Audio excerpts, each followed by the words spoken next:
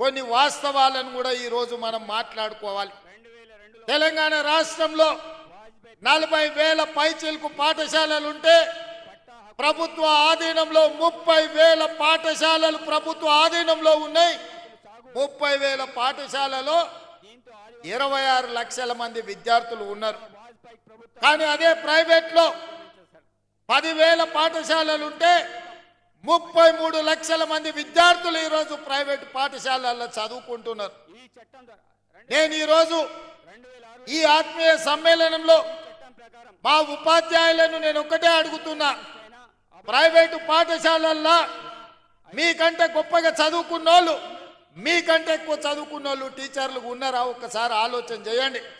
ఇవాళ మీలో MA BEd చదువుకున్నోళ్ళు లేదా డాక్టరేట్లు చేసిన వాళ్ళు, ఉన్నత చదువులు చదువుకున్నోళ్ళు మీలో ఉన్నారు, ఉపాధ్యాయులుగా ఉన్నారు. కానీ అదే ప్రైవేట్ పాఠశాలల్లో ఇంటర్ పాస్ అయ్యో డిగ్రీ ఫెయిల్ అయ్యో మీలో సగం చదువు లేని వాళ్ళు ఇవాళ ప్రైవేట్ పాఠశాలల్లో పాఠాలు చెప్తున్నారు. మరి 10,000 పాఠశాలల్లో 33 లక్షల మంది విద్యార్థులు అక్కడుంటే 30,000 పాఠశాలల్లో 26 లక్షల మంది విద్యార్థులు ఇవాళ మన ప్రభుత్వ పాఠశాలల్లో ఉన్నారు. అంటే ఎక్కడో ఒక లోపం ఉన్నది. ఆ లోపం పాలకులైన మా వైపు నుంచి కూడా ఉండొచ్చు. నేను టీచర్లను బ్లేమ్ చేయదలుచుకోలేదు. ప్రభుత్వం సరైన విధంగా నిర్వహించకపోవడం, మౌలిక వసతులు ఏర్పాటు చేయకపోవడం, కనీసం పాఠశాలల్లో ఊడవడానికో తూడవడానికో, కనీసం టీచర్లకు తాగడానికి మంచినీళ్ళు ఇవ్వడానికి పారిశుద్ధ్య కార్మికులు లేకపోవడం కూడా కావచ్చు. ప్రభుత్వ పాఠశాలల గ్రామాలలో ఉండే ప్రజాప్రతినిధులు ఎండాకాలం సెలవులు వస్తే బర్ల కొట్టంగా మార్చి ప్రభుత్వ పాఠశాలల బర్రెల్ని కట్టేసే పరిస్థితులు కూడా గ్రామాలలో ఉన్నాయి. కనీసం ఆడపిల్లలు లేదా మహిళా టీచర్లు స్కూల్కి వస్తే పొద్దు నుంచి సాయంత్రం వరకు ఉంటే కనీసం టాయిలెట్స్ వసతి కూడా ప్రభుత్వాలు కల్పించకపోవడం కూడా ఒక కారణం అయి ఉండొచ్చు. ఇవాళ ఆడపిల్లలు చదువుకోవాలి అంటే మగపిల్లలకి ఏదైనా వెసులుబాటు ఉండొచ్చు. కానీ ఇవాళ ఆడబిడ్డలైన టీచర్లకు కానీ విద్యార్థులకు పాఠశాలల కనీస మౌలిక వసతులు లేకపోవడం కూడా ఒక కారణం అయి ఉండొచ్చని నేను ఈరోజు భావిస్తున్నా.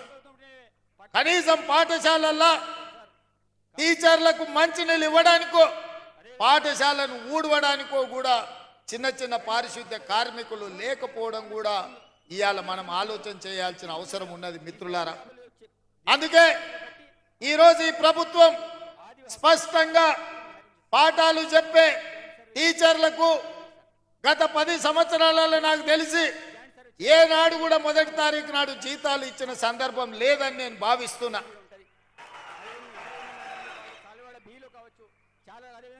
మీరు మీ పిల్లల చదువుల కోసమో ఇల్లు కొనుక్కోవడానికో కారు సైకిల్ మోటార్ లోన్ తీసుకుంటేనో ఏదైనా బ్యాంకుల్లో అప్పు తెచ్చుకుంటే మీరు ఇచ్చిన చెక్కులు సరైన సమయంలో మీకు జీతాలు రాకపోతే చెక్కులు బౌన్స్ అయిపోయి మీ సిబిల్ స్కోర్ ఖరాబ్ అయిపోయి బ్యాంకులు కూడా నమ్మని పరిస్థితులు ఇవాళ వచ్చినాయి, దాపురించినాయి గత 10 సంవత్సరాలలో. అందుకే నేను ఆలోచన చేసిన మొట్టమొదట ప్రభుత్వం ఒక యజమాని, ఆ యజమాని పరిధిలో పనిచేసే దాదాపుగా 5 లక్షల మంది ఉద్యోగులకు తమ యజమాని మీద విశ్వాసం ఉండాలి, తమ యజమాని మీద నమ్మకం ఉండాలి. ఆ నమ్మకం ఏంది అంటే మా యజమాని నాకు భద్రత కల్పిస్తాడు, మా యజమాని నాకు మొదటి తారీఖు నాడు జీతం వస్తాడు, మా యజమాని నాకు కష్టం వస్తే నేను చెప్పుకుంటే చెప్పడానికి అవకాశం ఇస్తాడు, మా యజమాని నన్ను కలుస్తాడు, నా బాధ వింటాడు అన్న విశ్వాసం యజమాని మీద ఉన్నప్పుడు ఆ ఉద్యోగి తప్పకుండా ఒళ్ళు దాచుకోకుండా పనిచేస్తాడు, యజమాని అభ్యున్నతి కోసం పాటుపడతాడు. కానీ విచిత్రం, ఉమ్మడి రాష్ట్రానికంటే తెలంగాణ రాష్ట్రం వచ్చిన తర్వాత ఉద్యోగుల యొక్క పరిస్థితులు దిగజారినాయి. ఇది వాస్తవం, ఇది నిజం, కఠోరమైన మనం ఈరోజు మాట్లాడుకోవాల్సిన పరిస్థితి. అందుకే ఈరోజు వేదిక మీద నర్సిరెడ్డి గారు, రఘుత్తం రెడ్డి గారు మీ ఎమ్మెల్సీలు ఉండ్రు. 10 సార్లు ఈ 6 నెలల 10 సార్ల కంటే ఎక్కువనే నా దగ్గరికి సమస్యల మీద వచ్చిండ్రు. ఏవిఎన్ రెడ్డి గారు ఉన్నారు. మీ ఉద్యోగ ఎమ్మెల్సీలు టీచర్ కమ్యూనిటీ నుంచి వచ్చిన ఎమ్మెల్సీలు ఏ సమస్యలు తీసుకొచ్చినా అక్కడికక్కడ అధికారులను పిలిచి మాట్లాడిన. భిన్న అభిప్రాయాలు ఉండొచ్చు, రాజకీయంగా మా ఆలోచనలు వేరు ఉండొచ్చు, కానీ వాళ్ళు తీసుకొచ్చిన రిప్రజెంటేషన్ మీలాంటి వేలాది మంది ఉపాధ్యాయుల సమస్యలు కాబట్టి వాళ్ళతోని కూర్చోబెట్టి మాట్లాడినాం, వాటిని పరిష్కరించాలన్న ప్రయత్నం చేసినాం. మా హర్షవర్ధన్ ఎప్పుడు కలిసినా ఏదో ఒకటి 317 జీవో కావచ్చు, ఉద్యోగ బదిలీలు కావచ్చు, మీ జీతభత్యాల సమస్యలు కావచ్చు, ఏదో ఒక సమస్య కోసం ఎప్పుడు వస్తూనే ఉంటాడు, అడుగుతూనే ఉంటాడు. అందుకే మీ అందరినీ కలుసుకోలేకపోయినా మీ ప్రతినిధులను కలిసి మీ ప్రతినిధులు చెప్పే సమస్యల్ని విని భాషా పండిట్లకు దాదాపుగా 20 సంవత్సరాల నుంచి ప్రమోషన్లు లేవు, మిగతా వాళ్ళకు కూడా 10 నుంచి 15 ఏళ్ల నుంచి ప్రమోషన్లు లేవు.